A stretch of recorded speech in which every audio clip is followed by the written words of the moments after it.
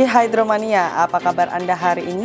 Semoga Anda selalu sehat sehingga dapat menjalankan apa yang menjadi tugas dan kewajiban Anda hari ini dengan baik.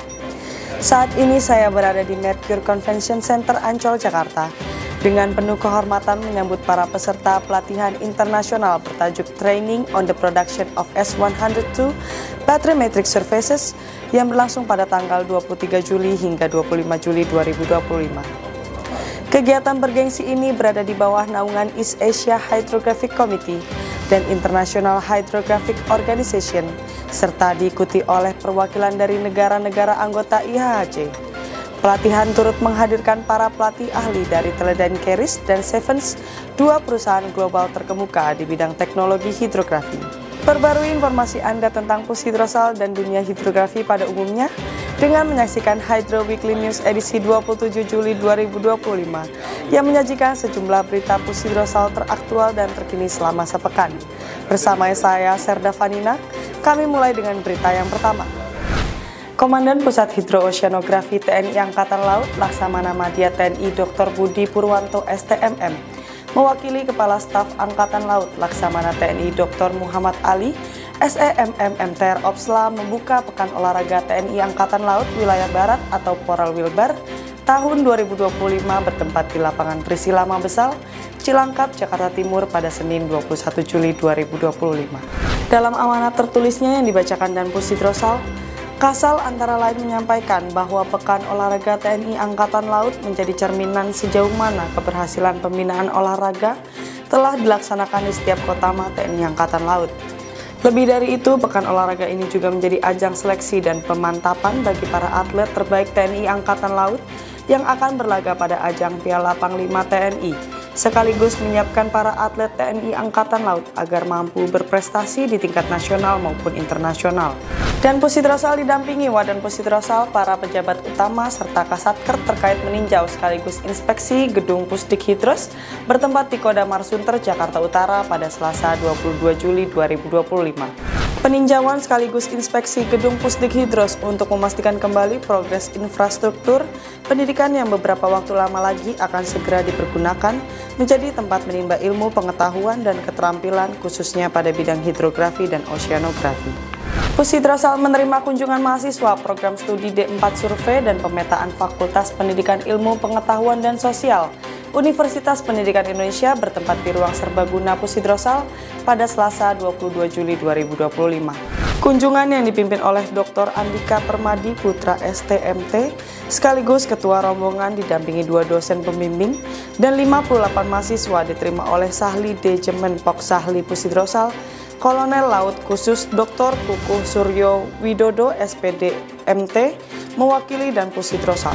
Dan pushydrosal beserta Ketua PG Jala Senastri Pushydrosal Nyonya Diah Budi Purwanto dan Wadan Pushydrosal beserta Wakil Ketua PG Jala Senastri Pushydrosal Nyonya Nini Bambang Irawan menghadiri pagelaran musik Cahaya Hati di Ballroom Jakarta Teater Menteng, Jakarta Pusat pada Selasa 22 Juli 2025. Pertunjukan yang dihadiri oleh Kepala Staf Angkatan Laut Laksamana TNI Dr. Muhammad Ali SEMM MTR Opsla didampingi Ketua Umum Jala Senastri Nyonya Vera Muhammad Ali tersebut digelar oleh Yayasan Pendidikan Dwi Tuna Rawinala merupakan wujud kepedulian tempat di mana musik dan solidaritas berpadu menghadirkan pertunjukan yang memukau sekaligus syarat makna untuk memberikan masa depan lebih baik bagi anak-anak tunanetra.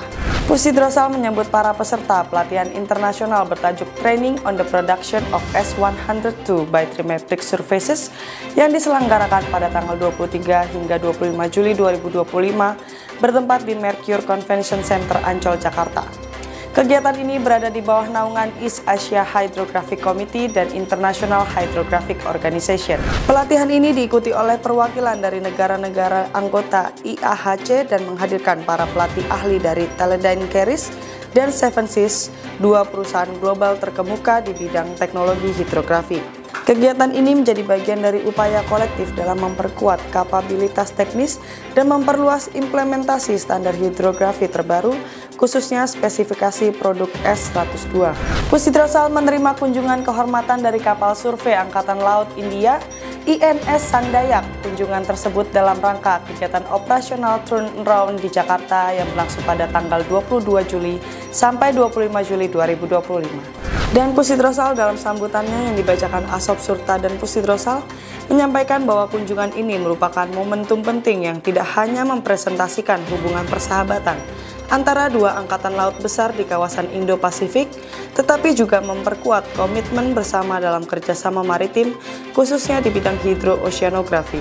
Dan Pusidrosal didampingi Ketua Gabungan Jala Senastri Pusidrosal menghadiri acara pembekalan Kepala Staf Angkatan Laut Laksamana TNI Dr. Muhammad Ali, SEMM MTR Opsla, kepada perwira remaja lulusan AAL Angkatan ke-70 dan ke-71 bertempat di Gedung Balai Samudra Kelapa Gading, Jakarta Utara pada Rabu 23 Juli 2025. Dalam pembekalan tersebut, Kasal antara lain menyampaikan bahwa lulusan AAL Angkatan ke-70 dan ke-71 agar tetap kompak, solid, berwibawa, dan menjaga kehormatan diri. Perwira remaja yang berjumlah 433 orang ini nantinya akan ditempatkan di berbagai wilayah penugasan yang tersebar di seluruh Nusantara. Penugasan tersebut tentunya didasarkan pada kebutuhan organisasi dan kualifikasi yang dimiliki oleh setiap paja yang baru saja dilantik. Dan Pusidrosal menghadiri acara Media Gathering TNI Angkatan Laut bersama pemimpin redaksi media nasional bertempat di lapangan tembak Marinir Cilandak, Jakarta Selatan pada Kamis 24 Juli 2025.